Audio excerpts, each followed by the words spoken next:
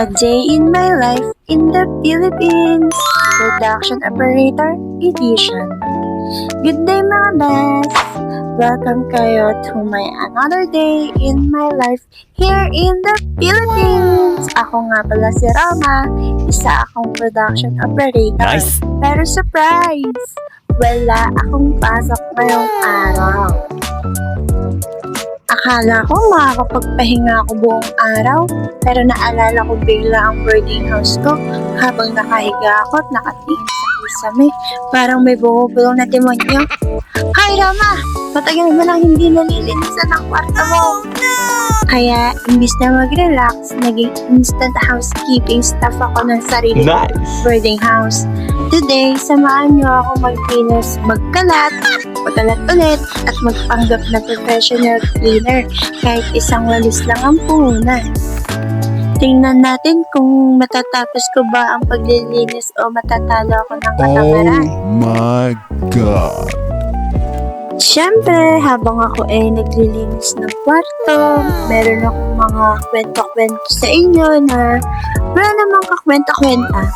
Parang gusto ko lang talaga magkwento para hindi kayo mabagot habang nanonood kayo ng video na to. Nice!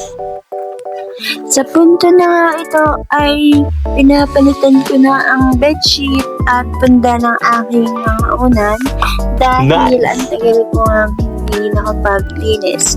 Ngayon nagkaroon ako ng pagkakataon na makapaglinis ay ginawa ko ng lahat para linisin ang aking kwarto.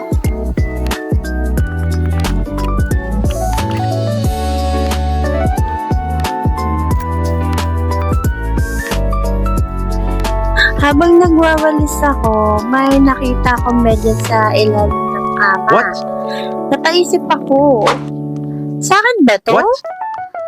Pagkatapos ng 5 minutong investigasyon, narealize ko na akin nga pala. Parang nawawalang anak na pagkatapos ng maraming taon ay nagbalik sa pamilya.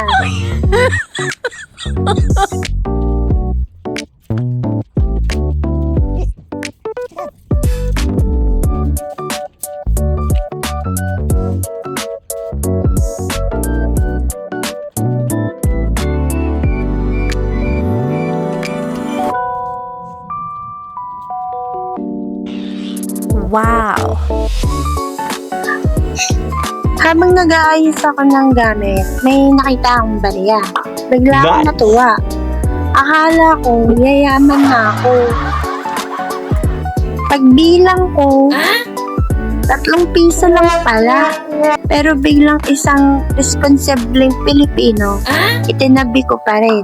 Nice! Hindi natin alam, baka ito ang simula ng aking financial recovery.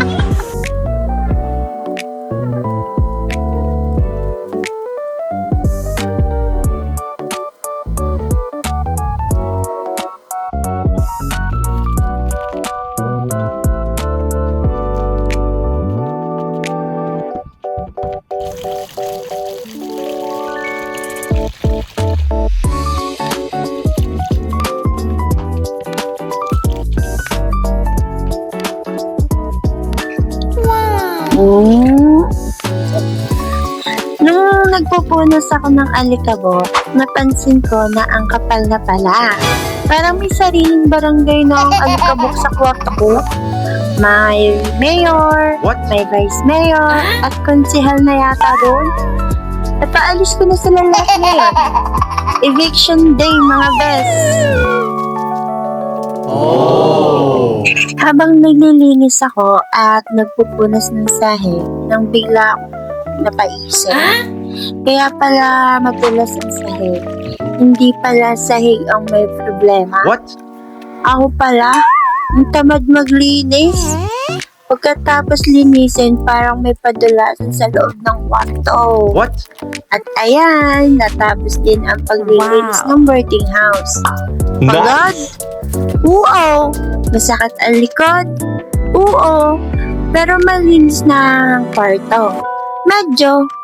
Kung nag-enjoy kayo sa aking cleaning adventure at mga kalokohan, huwag kalimutan mag-like, comment, at follow para mas marami pang kwento ang isang production operator na kahit walang pasok ay laging may trabaho sa boarding house.